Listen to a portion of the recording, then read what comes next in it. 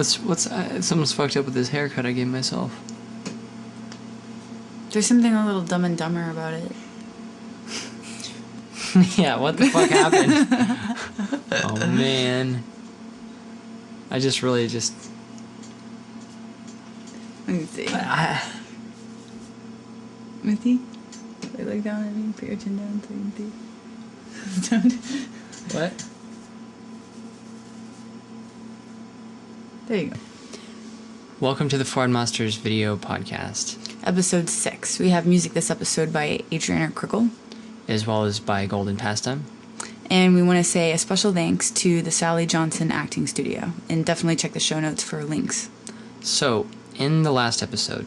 Basically, the shit hit the fan. It was awful. It was really upsetting to me. Things got knocked over. Everybody knocked things over. God, it's so sad that all that happened. It really is. Okay, now before we can fully explain what went down at our world premiere, we first have to... jump back in time. Well, as a kid, I did some plays where I had some parts or whatever, but I haven't done any sort of acting since high school, basically. One thing that I do know about acting from when I was in a high school play is that you're supposed to say yes and. See, there'll be these tracks on all the roads. You drive around in these little communal pods and they'll take you wherever you want to go. That won't ever work. You're supposed to basically agree to whatever's going on, whatever's getting thrown around. And do as I say! Now take out the garbage! Rather than think, no, I'm not gonna do that. Which is what sometimes happened when making our film. Because I was playing myself, I would be like, well, I wouldn't do that. As if I was being an asshole for telling you what to do, but I was just trying to direct. But half the time you were being an asshole. I mean, you were legitimately being an asshole. Yeah, but only after things weren't going the way I was wanting them to go. Spin it off. No, it was my fault. What was wrong with my performance? No, it was fine. All right. What was wrong with my performance? I don't think that I was very articulate in getting what I wanted out of you. I was probably a shitty actor to work with because I didn't really pay attention to what anybody was saying to me. I was always sort of thinking about the camera and the lights and just sort of worried about the technical aspect of what was going on. We had been working on the film so hard that we were no longer inspired by one another. So it was very difficult to work on scenes in which we needed to have some sort of emotional honesty in the performance. And we needed a way to break this cycle. She said that her parents had offered to give her acting classes. And she wanted to look at some different places to study. So I gave her Sally's number. And I remember she wrote it down. Do you remember that? Yeah. Yeah. That was cool. Children have it when they're born, in full expression, and then through life we start holding things in and contracting until we make ourselves sick. Is there ever gonna be anyone who loves me? A lot of students have a lot on their plate right now. Create from it. Yeah! You're ahead of the game! A very, very good acting class, the best I've ever been in. It was really, really beautiful, Mike. I teach bravery and expression and creativity. Why would I lie to my mom? It's rare to find a studio that allows that kind of freedom and generates these rich performances that we do generate. I really do want you to take it to the next level, into the forbidden. Your emotional life will come up. Know your talent can handle it. Let me go. Duh. Kick your head. I love her and I fucking hate them. You really allow yourself to show who you are and break down all these barriers. That's the best part about acting. People can really get a lot out of opening up. You take the elevator down to the heart and it's another show.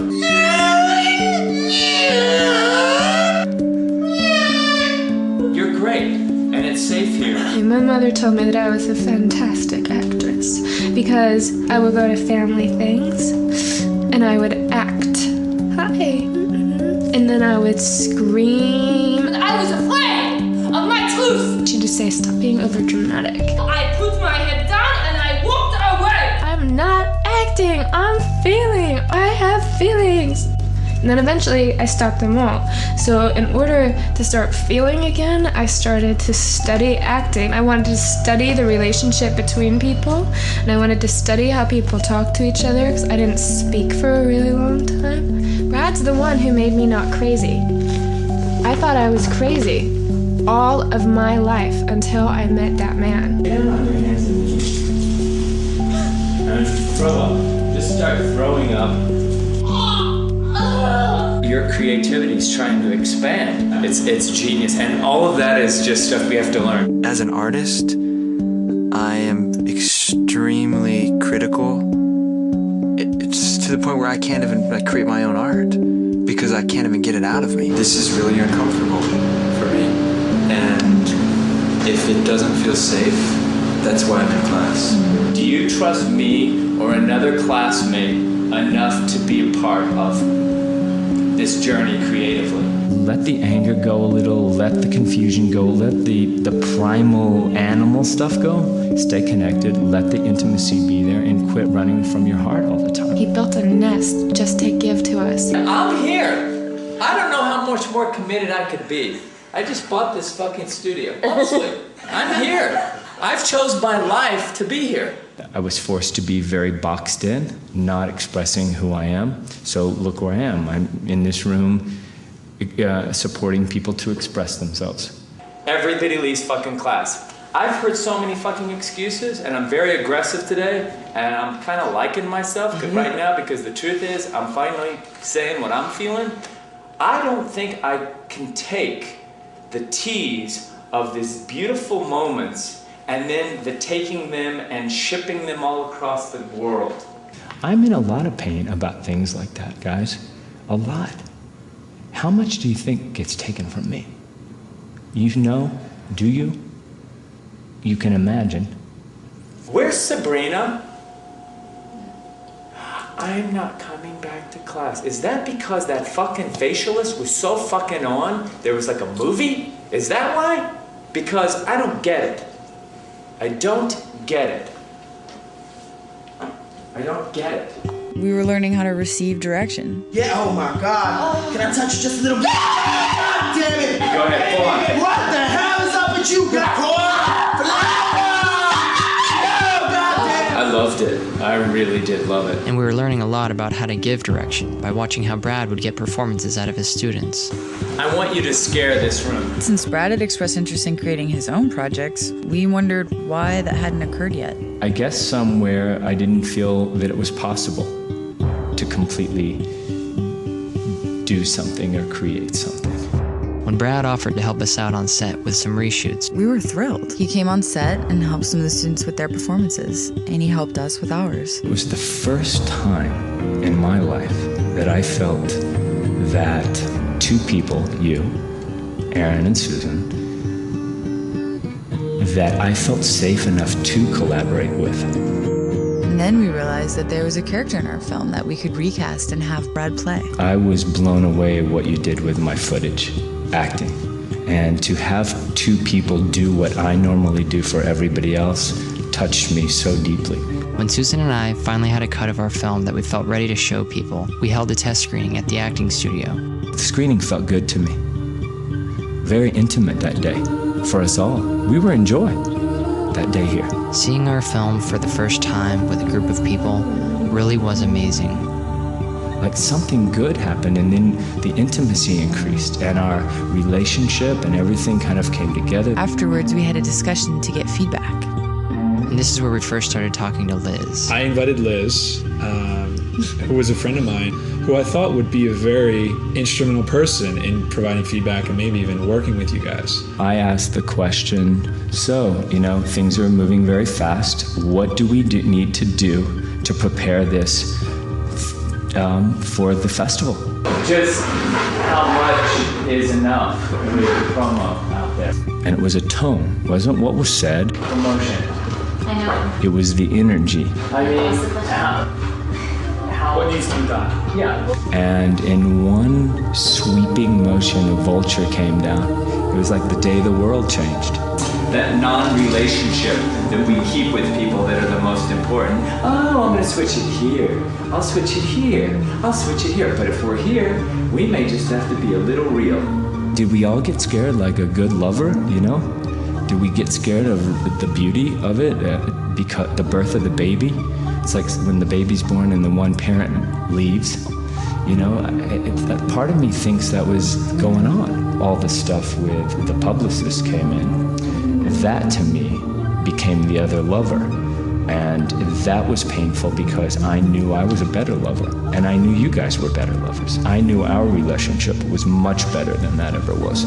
So it was almost like when you're dating someone and they break up with you to go out with a big fucking whore. We hired Liz to help promote our film at Slamdance in the hope that her promotion would help us get a deal to release the film. People's lives are changing.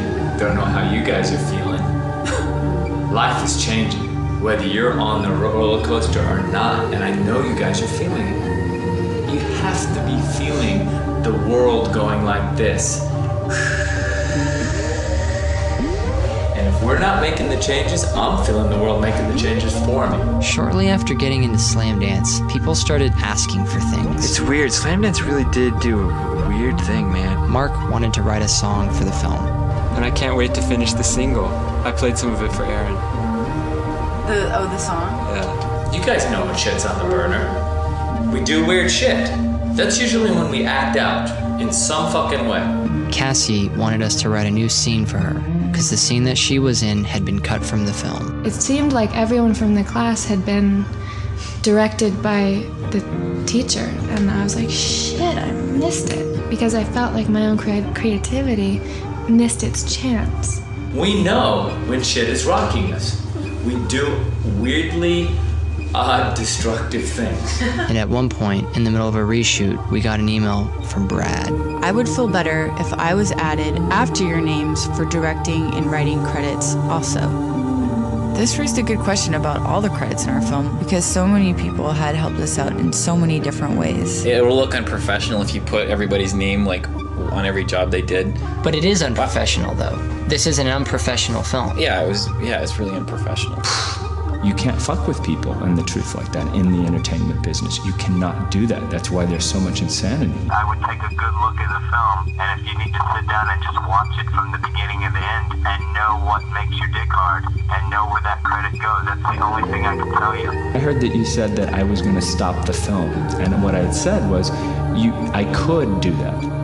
Brad started talking about lawyers, and we were feeling very threatened. We consulted Liz for her advice. And she chose to take matters into her own hands and publicize the problems. Liz's blog was completely uncalled for and stupid, and she shouldn't have posted that.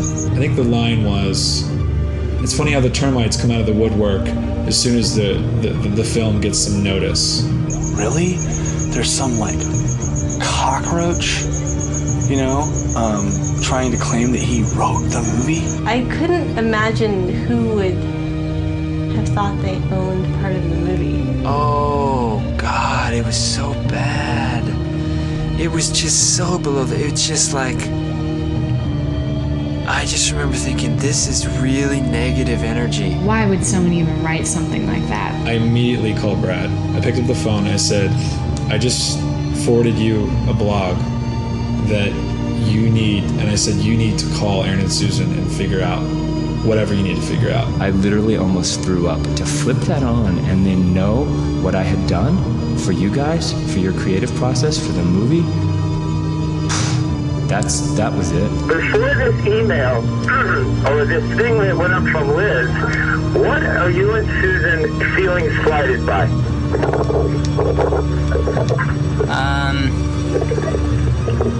Susan, I'm waiting for your response too. I would like to know what is a lie, what is not truth, and what is painful. I'd like to know what is wrong.